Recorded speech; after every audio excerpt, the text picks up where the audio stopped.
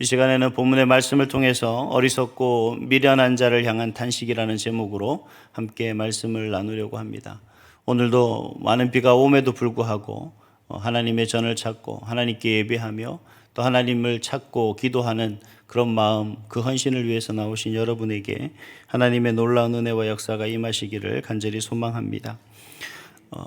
여러분 오늘 이 새벽에 나오시면서 여러분 어떤 마음으로 나오셨나요? 아니면 여러분이 지난 많은 세월 속에서 살아오시면서 참 많은 경험이 있을 텐데 여러분 좀 그 마음에 답답하고 정말 너무나 안타까운 마음에 어떻게 말할 수 없고 어떻게 이끌 수 없는 그런 어떤 경험들을 한 번쯤은 다 가지고 있으리라 믿습니다. 제가 치과에 치료를 하러 갔는데 기다리면 이제 각 이렇게 베드에 누워 있으면 의사 선생님이 오잖아요. 근데 옆에서 의사 선생님하고 환자가 막 다투는 소리가 납니다. 그 환자분이 하시는 말씀은 뭐냐면, 내가 이렇게 치료하러 왔는데 내가 인터넷을 찾아보고 유튜브에서 공부를 미리 해왔으니까 내가 원하고 내가 바라는 대로 하면은 쉽다. 돈도 많이 들지 않는다고 하더라. 그러니 내가 원하는 대로 이렇게 해줘라 라고 이야기를 하는 겁니다. 그래서 의사 선생님 옆에서 그 부분에 대해서 그 환자분에게 맞는 치료가 무엇인지 또 어떻게 치료해야 되는지에 대해서 차분하게 설명을 해줬어요. 그렇게 한참을 설명을 해주고 하는데도 그 논쟁은 끊이지가 않는 겁니다. 계속해서 치료를 이렇게 내가 유튜브에서 보고 인터넷에서 보고 공부한 대로 그렇게 하면 되지, 왜 선생님 그렇게 마음대로 하시냐. 이제 그렇게 얘기하다 선생님이 계속 의사 선생님이 이야기하다가 안 되니까, 아니 왜 이게 진료를 받으러 오셨으면 우리가 선생님이 내가 판단하고 가장 좋은 방법을 설명해 주고 선택할 수 있는 기회를 주시는데 왜 그러십니까? 라고 아무리 설득을 해도 안 되는 겁니다. 그래서 다른 환자분이 이제 약간 항의를 했어요. 너무 진료 시간이 길다.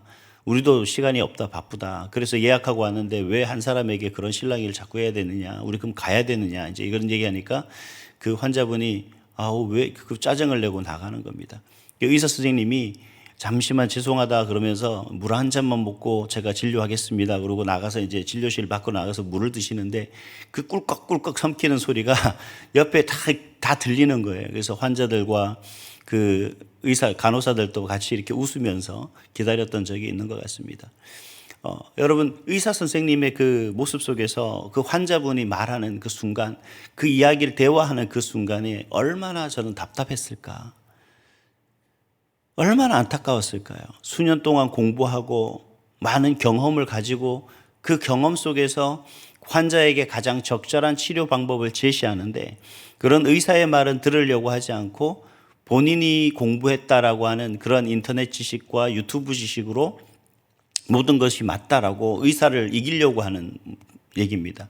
그 의사의 지식과 의사의 경험을 무시한 채 몇 시간 투자해서 본 인터넷 지식과 유튜브 지식으로 그것이 옳고 그것이 맞다라고 주장하는 그 주장을 의사가 참 어떻게 대변해야 되냐는 겁니다.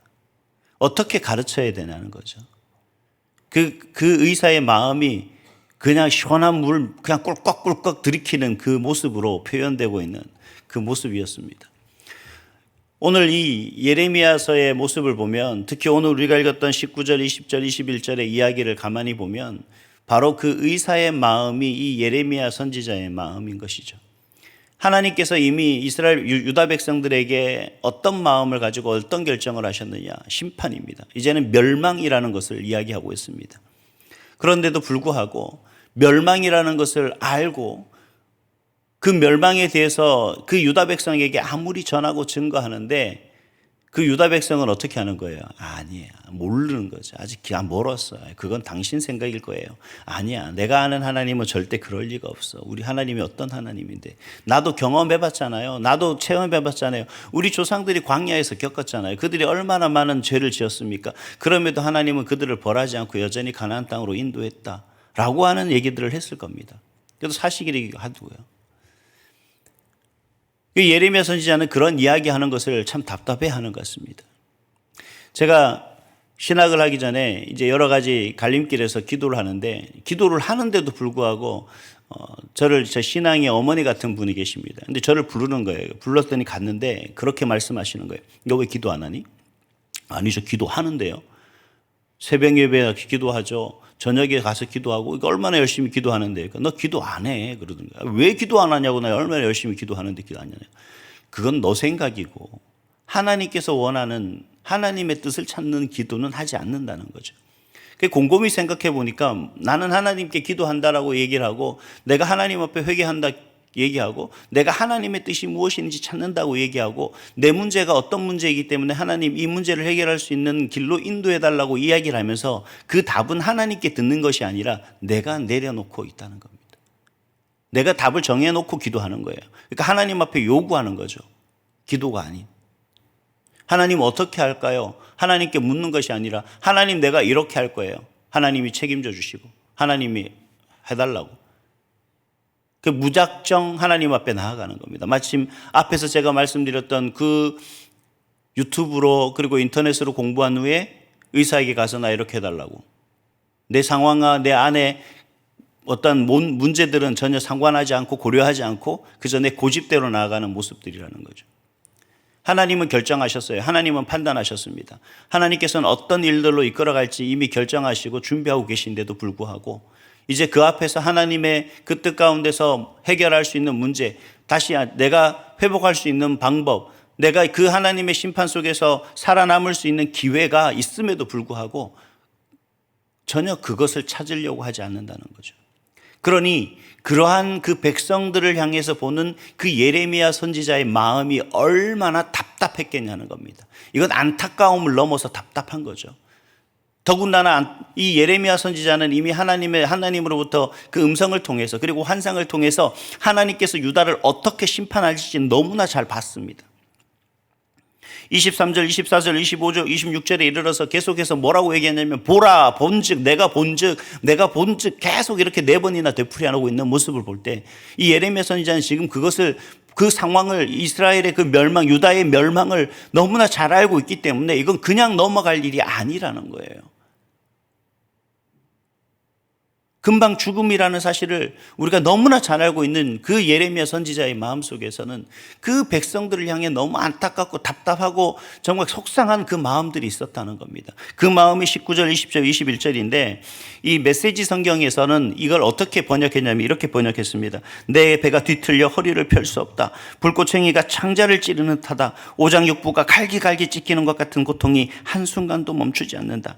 전쟁을 알리는 수장 나팔 소리가 내 귀를 떠나지 않는다. 재앙이 꼬리에 꼬리를 물고 이어져 나라 전체가 잿더미가 되었다. 한순간에 내 집이 허물어졌고 눈 깜짝할 사이에 벽이 무너져 내렸다. 저 경보봉화를 얼마나 더 보아야 하는가? 저 경보 소리를 얼마나 더 들어야 하느냐?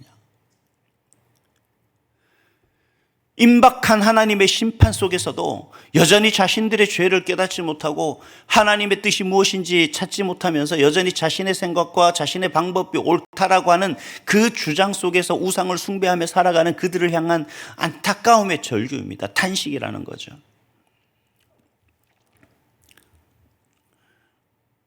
그래서 하나님은 뭐라고 말씀하십니까? 왠지를 아니? 왜 저 백성이 그렇게 말하는지 아니? 22절입니다. 이 메시지 성경에서 이렇게 번역해요.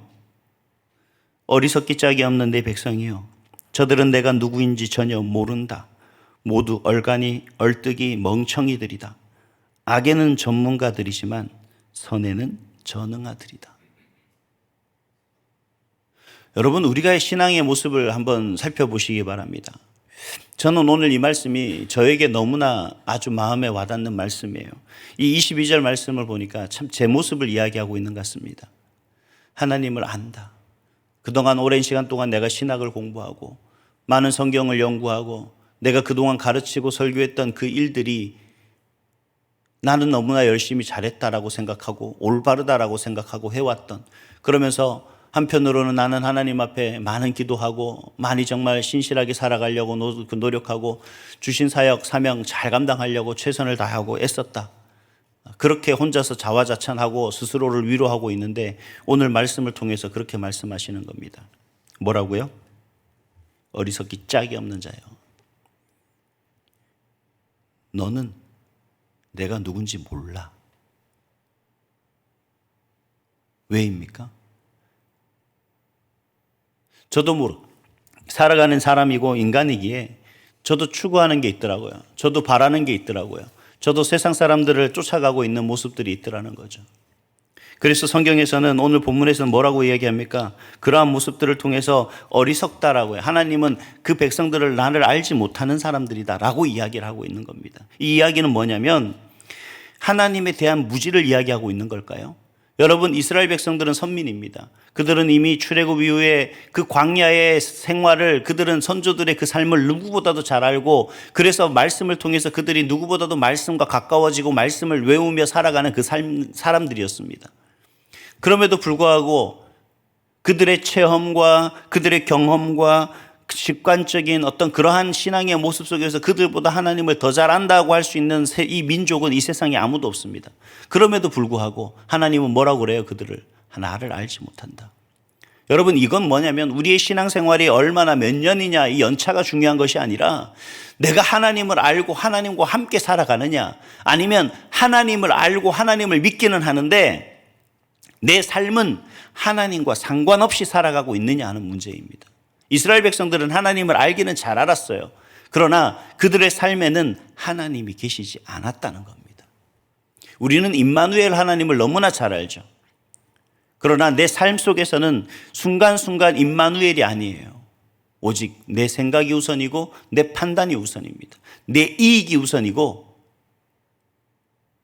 내가 손해보는 것에서는 여전히 하나님을 떠나보낼 수밖에 없는 그런 선택을 스스럼 없이 아주 너무나 당연하게 그렇게 하고 있다라는 거죠. 그러면서 우리는 하나님을 찾고 있다. 나는 하나님의 백성이다. 나는 하나님 앞에 떳떳하다. 나는 하나님 앞에 신실하다. 나는 하나님께 의뢰한다. 나는 하나님을 의지한다라고 이야기를 하고 있는 모습인 거죠. 하나님의 심판을 받고 있는, 앞으로 심판을 당해야만 하는 그 백성들이 말하는 그 말과 조금도 다를 바 없는 인생의 모습은 아닌가 하는 생각을 하게 됩니다. 저는 신약의 2절 말씀이 제 마음속에 계속 와닿습니다. 데살로니가 전서 말씀과 베드로후서 말씀 속에 똑같은 말이 있어요. 어떤 말이냐면 주의 날이 어떻게 온다고요? 도적과 같이 임하니라. 사실 우리는 이 말을 너무나 간과하고 있는 삶을 살고 있지는 않느냐 하는 생각을 합니다. 마침 이번 세대는 아닐 거야. 우리 때는 아닐 거야. 지금은 아닐 거야. 그래서 제가 가장 무서운 말을 들었는데 어떤 무서운 말이냐면 그런 말씀이에요. 야, 하나님이 지금 오시면 어떡하려고? 제가 사실 그 말이 제일 두렵습니다. 그래서 제가 기도하는 것 중에 한 가지가 뭐냐면 예전에도 고백했는데 하나님 제발 좀 빨리 오지는 마세요. 주님 제발 빨리 오지는 마세요. 제가 주님 앞에 아무것도 한 것이 없습니다. 우리의 삶이, 우리의 생활이, 우리의 모습이 하나님을 믿고 의지하며 살아간다고 입으로는 시인할지 모르지만 내 삶의 전반적인 모든 삶의 모습 속에서는 하나님과 상관없이 살아가고 있지는 않습니까? 겟세마네 동산에서 그 예수님과 제자들을 한번 생각해 보십시오. 땀방울이 떨어져 핏방울이 되기까지 이제 죽음이 임박한 십자가의 그 고난과 십자가의 죽음을 앞둔 예수님의 그 기도와 더불어 한 시간도 참을 수 없어 잠을 자던 제자들의 모습, 여러분 우리의 모습은 어떤 겁니까? 그날이 도적같이 임하리라는 생각과 상관없는, 예수님의 죽음과는 전혀 상관없는 그러한 모습 속에서 그저 피곤하니 자야죠. 내가 이 세상을 살아가는 돈을 벌려니 좀 하나님을 외면할 수 있죠. 하나님을 좀 잊고 살 수도 있잖아요. 그렇게 스스로의 판단과 스스로를 위로하며 살아가는 우리 인생의 모습, 과연 진짜 하나님을 알고 있는 모습입니까? 사랑하는 성도 여러분, 정말 오늘 하루를 살아가는 인생 여러분에게 많은 문제들이 있을 겁니다. 아니면 걱정이 있을 게 있죠. 아니면 여러분 우리가 살아가는 참 답답한 부분이 있을 겁니다. 하지만 우리가 이걸 알아야 되죠. 정말 하나님 앞에 내려놓으셔야 됩니다. 모든 답을 내려놓으시고 정말 하나님 앞에 질문만 하세요. 답은 내가 하는 것이 아니라 하나님이 응답하시는 거예요. 언젠가 제가 그런 말씀을 하나님 책임져 주십시오라고 얘기했던 그 얘기가 조금 와전돼서 들리더라고요. 하나님께 맡긴다는 의미입니다. 나는 이제 내 앞에 있는 모든 어떤 길을 저는 모르겠어요. 이제는 제가 어리석어서 제가 하나님을 알지 못해서 제가 결정을 하고 왔어요. 이제는 하나님이 책임져 주실 거라 믿습니다. 하나님 앞에 맡기면 그저 그 길이 어떤 길이든 가라 그러면 가야겠죠. 근데 우리의 뒤에 끝에는 뭐가 있습니까? 우리와 약속하신 하나님 나라가 분명히 있습니다. 이 세상에서의 모습이 어떻든 간에 결국 거지 나사로가 천국에 갔던 것처럼 우리의 믿음을 지키고 그 믿음 속에서 그 길이 험난한 길이라 할지라도 그 길 끝에는 하나님의 나라가 우리를 기다리고 있다는 사실을 기억하시고 여러분 내려놓고 다시 한번 하나님의 음성을 듣기를 간절히 소망합니다. 우리 다 같이 22절을 다시 한번 고백하며 나아갔으면 좋겠습니다. 같이 읽겠습니다. 시작. 내 백성은 나를 알지 못하는 어리석은 자요 지각이 없는 미련한 자식이라. 악을 행하기에는 지각이 있으나 선을 행하기에는 무지하도다. 이제부터 이 하나님의 판단이 철회될 수 있기를. 그래서 너는 이 말에서 제외다라고 하는 그런 응답을 받는 또 그렇게 칭찬받을 수 있는 저와 여러분 우리 온사랑교회 모든 성도 될 수 있기를 간절히 소망합니다. 기도하겠습니다.